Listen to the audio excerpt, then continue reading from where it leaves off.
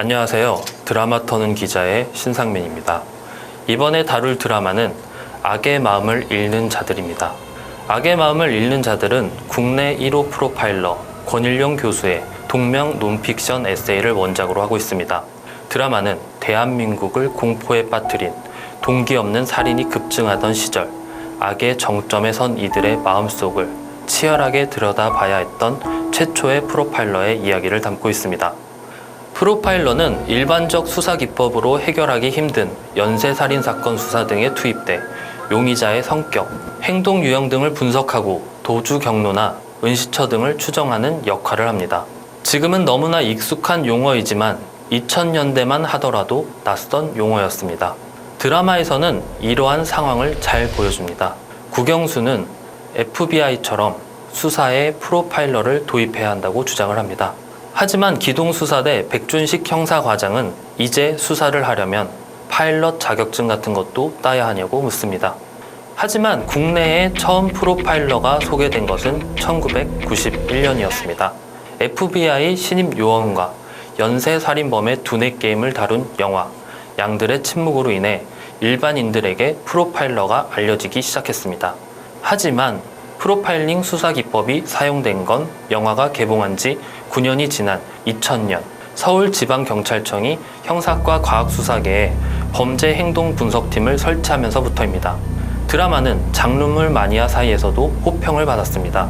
프로파일러가 처음 도입된 한국의 시대상을 잘 반영했기 때문입니다. 그리고 다른 작품에서 프로파일러가 초감각적 능력으로 범죄를 분석하는 것과 달리 리얼한 프로파일러의 모습을 그렸습니다. 특히 송하영을 연기한 김남길은 범인의 심리를 분석하던 중 점차 범인화되어 가는 과정이 위험 수위로 치닫는 모습을 완벽하게 연기했습니다. 드라마에는 총 9명의 범죄자가 등장합니다. 드라마에 등장하는 범죄자들이 실제 범죄자를 모티브로 하고 있습니다. 드라마에 등장하는 범인들의 이름은 모티브로 따온 범죄자들의 이름에서 한 글자를 따왔습니다. 그렇기 때문에 드라마를 보는 게 쉽지 않습니다. 1, 2회에 등장하는 범죄자는 양용철과 조강무입니다. 양용철은 송하영의 첫 프로파일링 대상이 된 범죄자로 등장합니다. 빨간 모자를 쓰고 연쇄 성폭행을 하는 범죄자가 양용철입니다. 양용철은 2003년부터 2005년 사이에 총 135명을 성폭행한 범인이 빨간 모자를 썼던 실화를 모티브로 했습니다. 조강무는 빨간 모자 모방범으로 성폭행 살인을 저지르는 인물입니다. 여기에는 2009년 서울 관악구를 중심으로 각 집 초인종 옆에 알 수 없는 글자들이 표기된 것이 발견된 도시괴담이 쓰였습니다. 이 괴담은 영화 숨바꼭질에서도 다루기도 했습니다. 가장 보기 힘들었던 에피소드였던 창의동 여아 토막살인 사건은 최인구라는 인물을 모티브로 했습니다.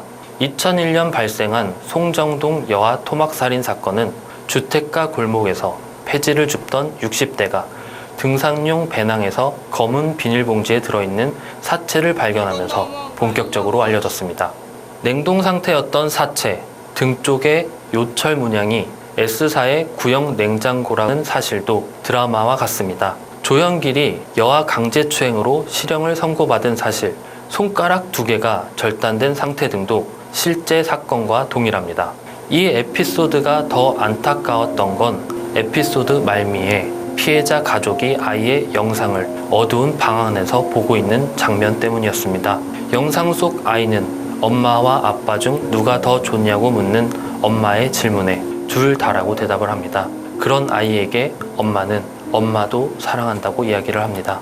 구영춘이라는 인물은 유영철을 모티브로 한 캐릭터입니다. 구영춘은 국영수에 경찰 신분증을 주어 경찰을 사칭하는 것으로 작품에 등장합니다. 살인에 앞서 둔기로 개에게 실험을 하는 등 극악무도한 모습을 보여줍니다. 모티브가 된 유영철은 2003년 교수 부부 살인을 시작으로 수많은 살인을 저지른 인물입니다. 사체 모욕이나 절단 등 엽기적인 행동을 벌인 그는 직접 토막살인 과정을 그림으로 그리기도 했습니다. 드라마에서도 구영춘이 토막살인 과정을 언급하면서 그림을 그리는 모습이 나오기도 합니다. 드라마에서 송하영과 구영춘이 만나는 대면 장면은 숨이 막히게 만듭니다. 해당 장면은 권희룡 교수가 직접 참여해 작은 것 하나도 놓치지 않고 조언을 한 덕분에 탄생한 장면입니다. 대본상 분량이 8페이지에 달하고 대사, 표정, 제스처, 감정선, 소품, 주변 상황까지 완벽한 시너지를 발휘해 괴물 같은 몰입도를 완성했습니다. 하지만 드라마의 역대급 장면은 남기태라고 할 수 있습니다. 희대의 살인마 정남규를 모티브로 한 남기태는 시청자들을 소름 돋게 만듭니다. 실제 사건과 유사한 묘사가 남기태라는 인물을 더욱 공포스럽게 만들었습니다. 검거 당시 빨간 트레이닝복, 돈을 훔치다가 잡히게 된 과정, 살인을 하고 황홀해하는 표정, 호송차에서 바깥을 보며 웃는 모습, 신발 밑창을 드러내고 프로파일러 사진을 집에 보관하는 행동, 심지어 유족에게 발길질하는 모습까지 정남규와 유사합니다. 드라마에 등장하는 마지막 범죄자는 우호성입니다. 강호순을 모티브로 한 우호성은 고급 세단을 이용한 범죄, 호감형 인상, 피해자의 카드로 현금을 인출할 때 손가락에 콘돔을 끼는 치밀함, 보험 사기, 아이 이야기에 민감하게 반응하는 것까지 유사합니다. 드라마 마지막 회에 송하영이 인터뷰하는 장면을 교도소에서 지켜보는 범죄자가 있습니다. 대성 부녀자 연쇄살인 사건을 언급하는 송하영의 이야기를 통해 그 범죄자가 이춘재라는 사실을 유추할 수 있습니다.